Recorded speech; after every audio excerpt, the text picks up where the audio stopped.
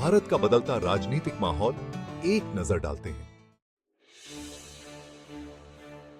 जब से Russia Ukraine war शुरू हुआ है, इंडिया के पॉलिटिकल डायनामिक्स में बहुत बदलाव आए हैं। पूरी दुनिया, खासकर अमेरिका, यही सोच रहा था कि इंडिया उनके साथ आ जाएगा। लेकिन प्राइम मिनिस्टर मोदी ने एक बहुत बड़ा फैसला लिया। उन्होंने रशिया के साथ अपने रिश्ते बनाए रखने का फैसला किया। इस फैसले में रशियन ऑयल खरीदना भी शामिल था और इस फैसले ने बहुत बवाल खड़ा कर दिया, क्योंकि इससे इनडायरेक्टली युद्ध को इकोनॉमिक मदद मिल रही थी। जहां पूरी दुनिया का ध्यान इस जियोपॉलिटिकल शिफ्ट पर था, वहीं इंडिया में एक और तूफान उठ रहा था। हिंडनबर्ग रिपोर्ट ने अदानी ग्रुप, जो इंडिया के सबसे बड़े बिजनेस ग्रुप्स में से एक है, पर शेयर मैनिपुलेशन के आरोप लगाए। हालांकि सेबी, जो इंडिया का मार्केट रेगुलेटर है, को अभी तक कोई पक्का सबूत नहीं मिला है, लेकिन ऑपोजिशन का कहना है कि उनके पास गंभीर सवाल उठाने के लिए काफी सबूत हैं। इन दो बड़ी घटनाओं ने कांग्रेस पार्टी में नई जान फूंक दी है, जिसे बहुत से लोग अतीत का अवशेष मान चुके थे।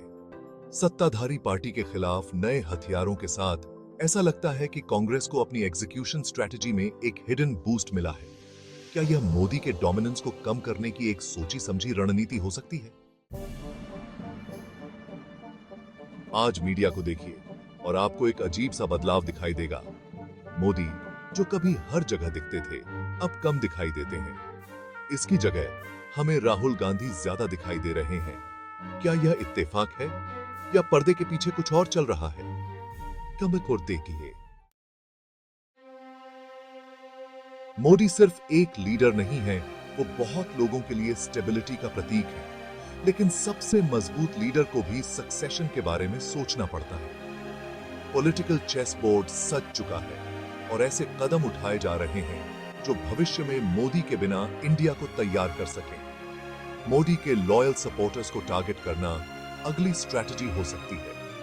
कुछ खराब लोगों को एक्सपोज करके उनके ओपोनेंट्स उनकी पूरी लेगेसी को धूमिल करने की कोशिश कर सकते हैं। इतिहास हमें बहुत बड़े बड़े लेसन सिखाता है। महाभारत के एक महान योद्धा अर्जुन को भी बुढ़ापे में छोटे छोटे बदमाशों ने हरा दिया था। और मुगल बादशाह शाहजहां को कौन भूल सकता है, जिन्हें उनके ही बेटे औरंगजेब ने कैद कर लिया था। ये हमें याद दिलाते हैं कि सबसे ताकतवर व्यक्ति को भी अंदर से हार का सामना करना पड़ सकता है। क्या मोदी के साथ भी ऐसा हो सकता है? अगर इंडिया को डेवलपमेंट और यूनिटी की राह पर चलते रहना है, तो क्या वह उनके जैसा लीडर खो सकता है? खुद ही। डेमोक्रेसी में कई बार कोalitions उस ताने बाने को कमजोर कर देती हैं जो एक देश को जोड़े रखता है। अगर इंडिया को डेवलपमेंट पर फोकस रखना है, तो क्या वो उस डिवीजन को अफोर्ड कर सकता है जो कोalition गवर्नमेंट ला सकती है?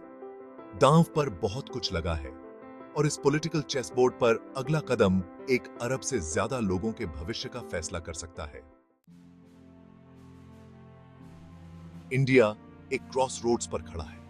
आज जो चॉइसेस किए जाएंगे, उनकी गूंज पीढ़ियों तक सुनाई देगी। क्या मोदी वो लीडर हैं जो इस डाइवर्स नेशन को एक साथ रख सकते हैं, या लोग वापस वहीं जाएंगे जहां से वो आए थे, उस इंडिया में जो छोटी छोटी पॉलिटिकल पार्टीज का शिकार हो जाता है?